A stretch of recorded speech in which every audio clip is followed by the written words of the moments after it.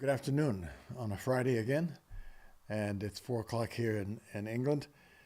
And I want to carry on with the subject that the last one, which is actually 2 weeks ago because of some of the scheduling issues. Um, I want to carry on with that subject of transformation. And certainly today is more of my thoughts, certainly not anything official from Youth with a Mission. So I just want to be clear on that because this is it's a kind of a teaching time. I hope it's inspirational too.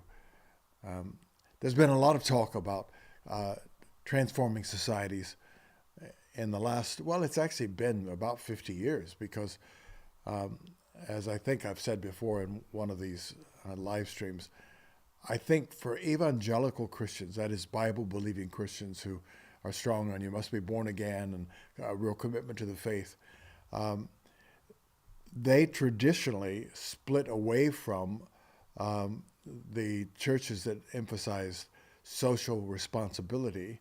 And one part of the church, when it went to extremes, became all about social activity, good works, and so on.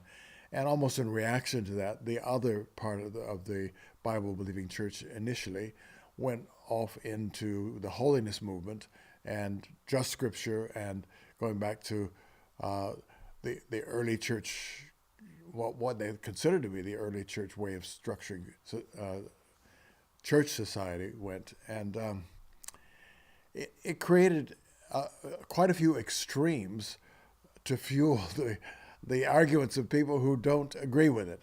So anyway, that's what we're going to be talking about today. And what is the reality? What is the way we can actually be a benefit to everyone? So these are my thoughts, and we're available on a whole lot of different platforms. Spotify for a podcast, YouTube, my website. I have to say, I don't think my website is working as well as it could, and we haven't quite got to the bottom of that. But I think for now, if you want to leave comments or questions, it's probably best to do that on the web page. Okay, so the overall big question is: should Christians be involved with all spheres of society or not? Well, what are those spheres? And I'm going to talk again, like I did the last time. Uh, I'll be a little more systematic this time to talk about the difference between the spheres of influence, the spheres of social influence, um, and the areas of domain, the different spheres of domain, because those are quite important to get a distinction between them when you think about it. And this gets a little philosophical, but it's straightforward. It's the way we think. It's just that we don't often articulate these things. So the spheres of society are family, religion, education, economics, government, media, and celebration. Whereas the domains of authority are individual, family, religious, government. Now, why do we divide it out this way? Well, if we talk about the spheres of authority or domains, then we're looking at it biblically and we're saying what are the authority environments that are authorized according to the Word of God. Well, and they make sense. You know, it's not just that you find it in the Bible. As in so many things, I think probably many of us think about it and we think, okay, our thinking has been influenced by the Bible. Um, what are these spheres of authority or these domains? Well, we realize there's a big individual domain, and then there's a certain amount of God-given authority in family, um, and then there's the governmental authority and the religious authority. So we're going to come back to how those interact with the spheres of influence. And the question is, how much should Christians be involved with that or not? And I know that a lot of the controversy is stirred up by people who haven't listened to any depth about what Christians have been thinking since 1973, when it kind of went mainstream, thanks to that wonderful man, Billy Graham, and his organization, his great team that worked with him. And they did the Lausanne Congress in 1973. And that, coincidentally, it was in the place where our first school of evangelism was, and that YWAM ever ran. And I went to the first full-length one, the second of schools of evangelism, but the first one there in Lausanne, 14 months. What a fantastic experience. And then, because we had done something in Lausanne, we were well placed to serve the Lausanne Congress as ushers and helpers and so on. And that turned out to be, I think, a turning point for evangelical Christianity, because the idea of engagement with all of life came to the forefront again. Now, the last time I coughed quite a bit, and I haven't coughed much since, but I've just begun again, and I've got some cough drops in my pocket, which I'll keep handy in case I do need them. But the reason why people get really concerned about Christians talking about transformation is that it's a well-known fact that when government merges with religion, or religion merges with government, you traditionally, historically, you have tyranny, and that's certain. So it's important to understand this difference between spheres of society and domains, because if we mix them, then we start using the authority of government to compel religious beliefs, and you can't do that. Even Muhammad in his early years said, in matters of religion, there is no coercion. Later on, he changed because he did come to power. But what he said early on was absolutely true. God just doesn't coerce us. Thanks very much. A little bit of water for me. And yet, in tyranny, it's so common. The first thing that a really determined tyrant does is to combine governmental compelling authority with religion. And you think about Kim Jong-il, Kim Jong-un. You think about the Roman Empire, where in the end the Caesar was declared to be God on earth. You think about look at what happened even with a Europeanized nation, Russia, back in the early 20th century, where after Lenin died, he was venerated as a god. And I was by his, back in about 74 or 5, by his coffin and his body in Red Square, where people queued up to see Lenin. And it was long queues of Russian people in any kind of weather, just wanting to look and have this religious experience of seeing Lenin, because he had been exalted to the role of a god. Same thing with Mao. Of course, he exalted himself to the role of a god, and his little red book was the scriptures of communist China. I think still is, although subsequent dictators, subsequent emperors have, of course, reduced the emphasis on Mao and come up with their own reasons for being venerated as if they were gods or close to it. Why? Because as long as a religion thrives, then there's a heart loyalty to something other than the tyrant. Because our heart loyalty is all about faith. It's all about our spiritual dimension of being human. And when your spiritual dimension of being human is in one direction, and our governmental or nationalistic loyalty is in another direction, then you don't have total loyalty to the tyrant.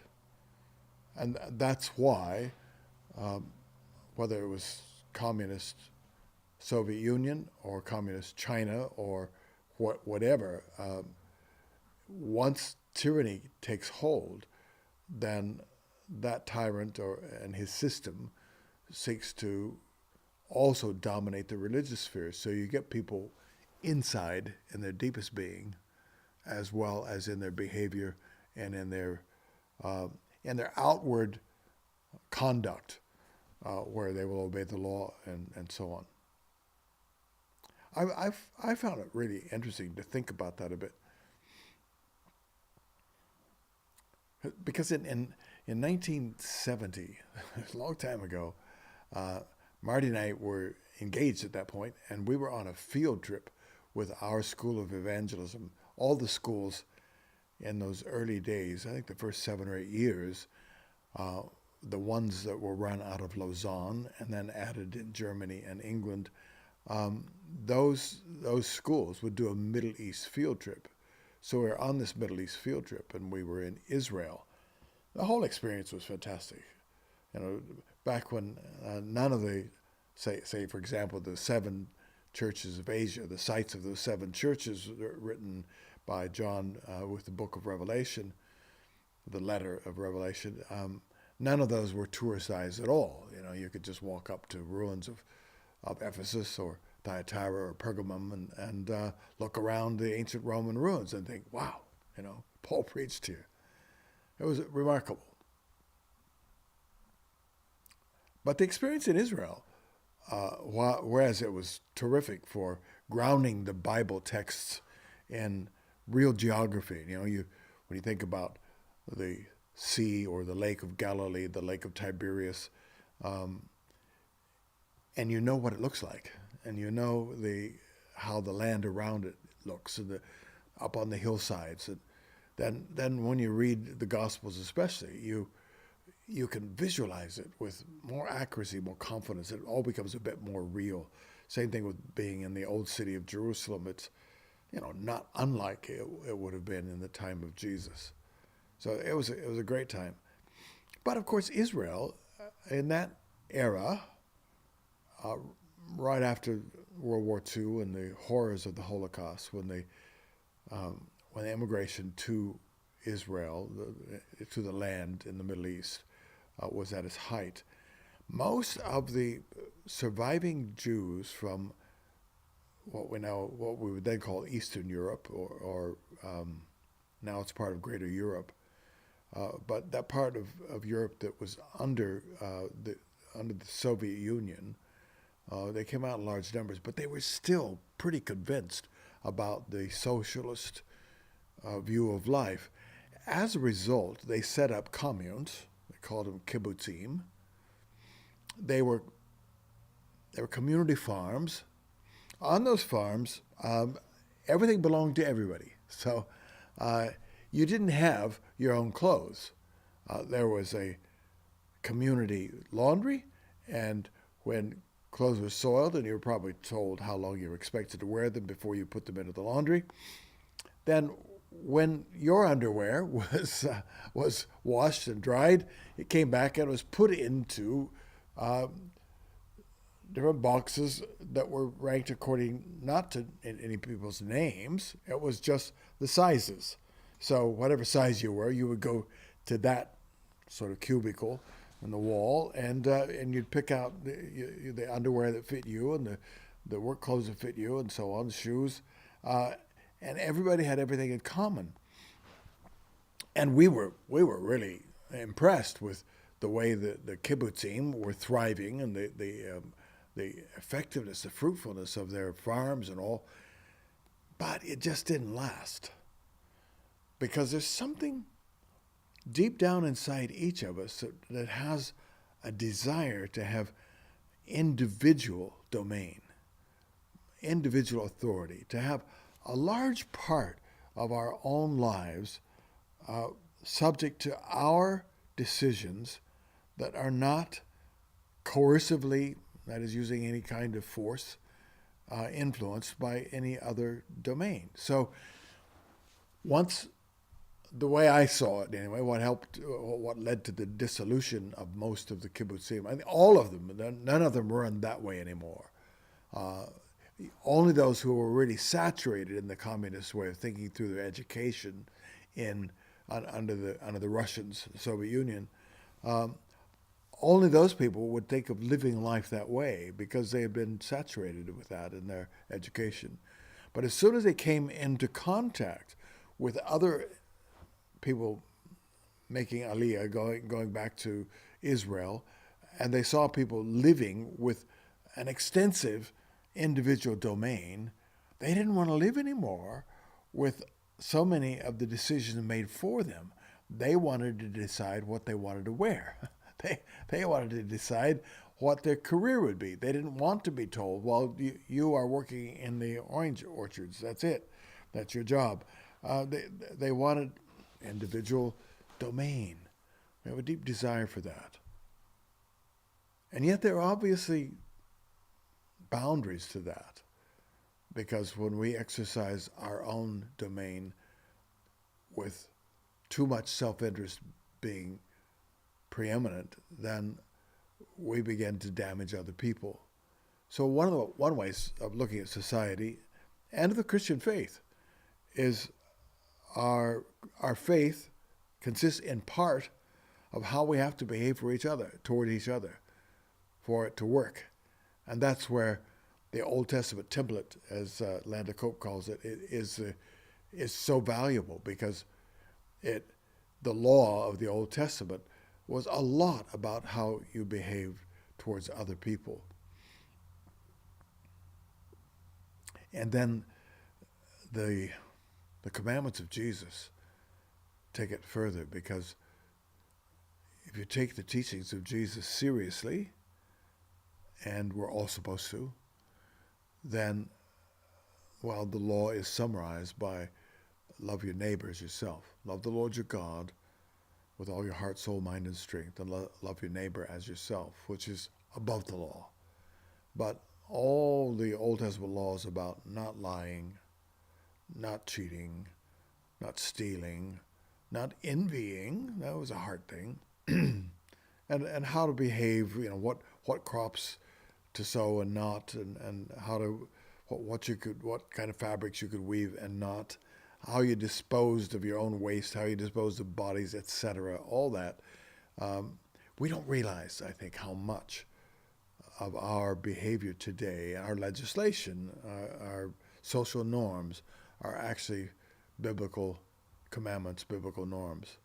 So, but what happens when you don't have tyranny is you have the growth of the individual domain to the point where people can actually exercise that in such a way as to be really damaging to others.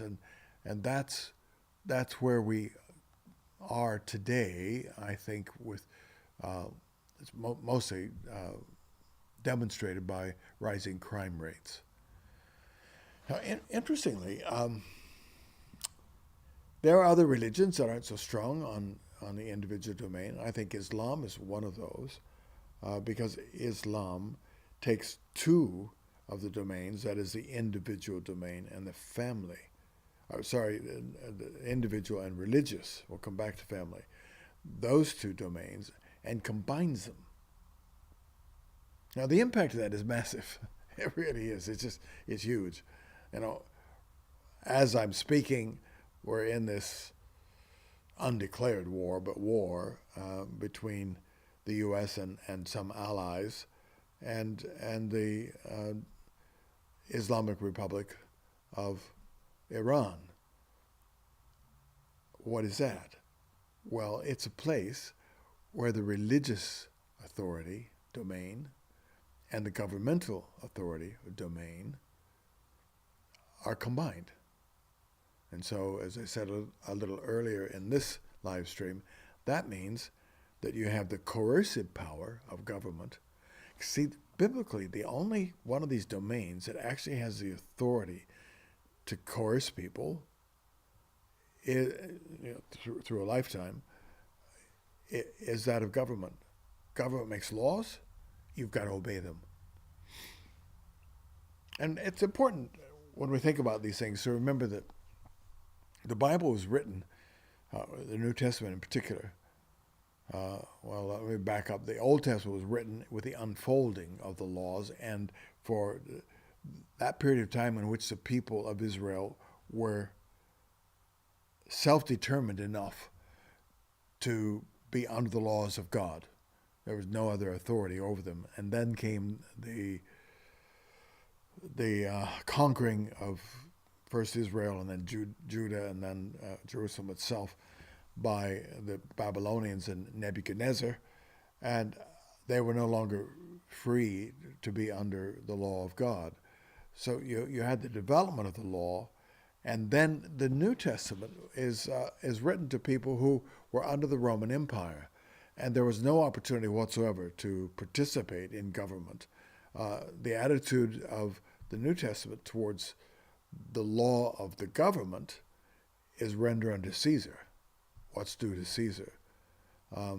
Obey the authorities, as Peter writes in his first letter. And then, in other words, you're law-abiding citizens, except for when the law contradicts God's commands, God's revealed purposes to you or me as an individual.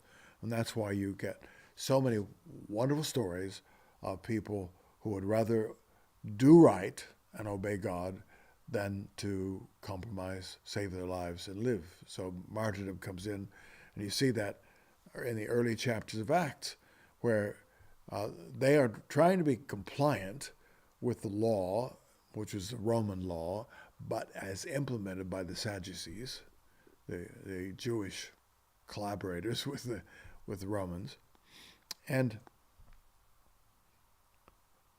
when it comes to God's commands, which was go into all the world and preach the gospel, and the Sadducees, the chief priests and scribes, say, don't speak in his name again. And they say, well, you be the judge. Do we obey God or man?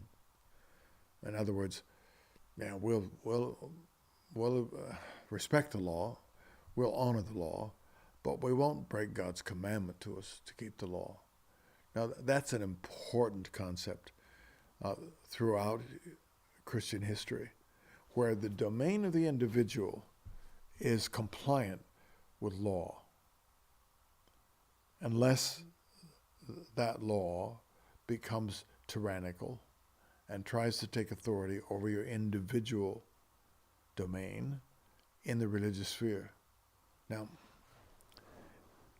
the governmental authority is always over individual authority to one degree or another. But with the advent of government by the people and for the people, in theory, you have for the first time, I think, you probably had little experience with it in short times, but you have a period now of 250 years, more than that, because it started developing in Europe first, especially here in the United Kingdom. But you have the development of a kind of government that has limitations. In fact, is we use the term division of powers. And the government that we now enjoy, are meant to enjoy, the kind of government we're meant to have during this era, is one where the authority, even to govern, is spread amongst different branches of government, and they are meant to balance each other out. And there are always debates about that. There are always struggles about that. I think the one where it's enshrined in a constitution, first one, was in the United States of America back in 1787 with the Constitution, where you had the legislative branch and you had the judicial branch and you had the executive branch, and they are meant to battle each other, in the loosest sense of that term. They're meant to challenge each other. They're meant to keep each other in line. And I know there's a lot of talk now about the President of the United States being a tyrant and on the way to dictatorship. Well, he can't really break the law as defined by the courts, but it has to go all the way to the top court. If the top court overrules him, he has to stay overruled. So, yeah, he's challenging them as far as I can tell, and he wants his way for sure. But there are checks and balances.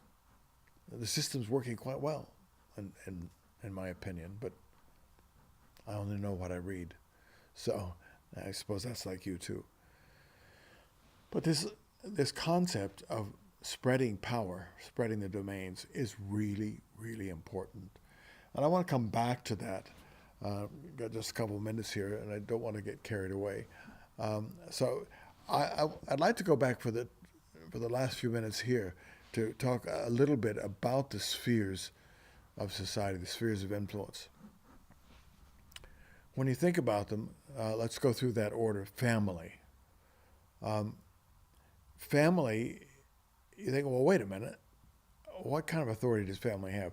Well, parental authority is there's quite a lot of disagreement about that.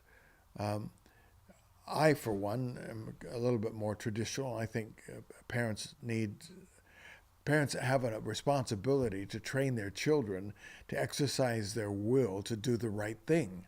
So parents have a responsibility to teach children what is right and wrong and to incentivize them for doing what's right and to deter them from doing what's wrong. And by that means, as lovingly as possible, as creatively as possible, by that means, we train children to exercise their will to do what's right instead of what they want to do. And every child is selfish.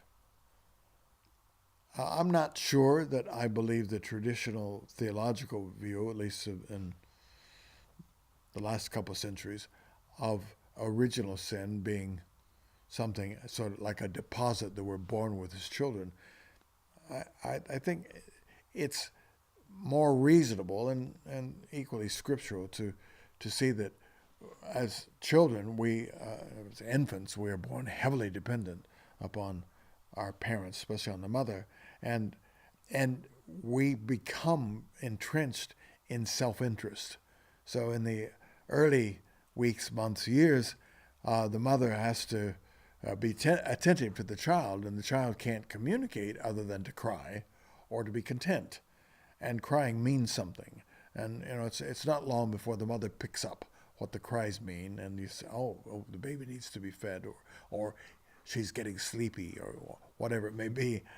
But the child is learning to just express their personal wants and needs, and then they get it. Well, that's kind of exactly what sin is, isn't it? Can be. It's certainly what selfishness is. So family, there is this authority that parents have, and then the child gets older, and it's a real art to know when to loosen up and how much, and when to give them more responsibility and authority. And we're at the age of having grandkids going through teen years. Some have already gone in, and even in late 20s. But it's just really interesting to watch young people, usually the girls a bit earlier than the boys, starting to, what do they call it, individuate, to develop their identity as a self-guided, autonomous human being. And they will always want to carry their independence, their autonomy, farther than they're ready to go. That should be further, isn't it, than they're ready to go. Do you have to think about further and farther? I do. So at any rate, being a parent to a 13, 14, 15-year-old girl, or 16, 17, 18-year-old boy, that is so tough. Not for all of them, but for the majority. That's the time when they are somehow feeling, wait a minute, I'm a human being in my own right. I'm a grown-up. I can decide what I want. And the parent has to make this decision. Do I let them learn this the hard way? Because it could be really hard. Could be dangerous. Or do I just tell them? And then how, if I tell them and they still want to do it anyway, then how do I bring in any deterrence? I don't know. That's a difficult question for parents, because what they're doing is emerging out of that family coercive authority, because really, you're making children obey you when they're younger. And then there comes a point where you transition out of that gradually, and you no longer you know I can no longer do that. Now, some parents continue to try to hold on to the tyranny by introducing heavier deterrents, or by introducing more attractive enticements, so that the child never really begins to exercise that willpower they have, which can choose what they don't want. And so much of life is about choosing what's right rather than what we want. And often the choice comes down to making a choice now for deferred reward. So I'm going to study now so that I get the reward of good grades and what that means for the rest of my life. There's so many things like that. I'm not going to buy what I want now because I'm saving my money for this thing or that thing. And it's great to learn that skill and that self-awareness and that discipline of saying, no, I'm not going to spend my money on that because I owe this money to somebody else, and I'm going to do my obligations first, but because I'm saving my money, I'm not picking up this piece of clothing, which is pretty expensive, because I want to put that money into my account and save it for the new phone that I want next year. Well, there you go. That's learning some discipline. So family, personal interface is really interesting. Well, I've taken the whole time. I'm going to come back in the next part and talk a little bit further about each of the domains, and then talk about each of the spheres of influence, and then we're going to do some application on it. But the overall question we're trying to address here is, should Christians be involved in all spheres of society? And I would say, how can they not be? So I'll pick up on that next week.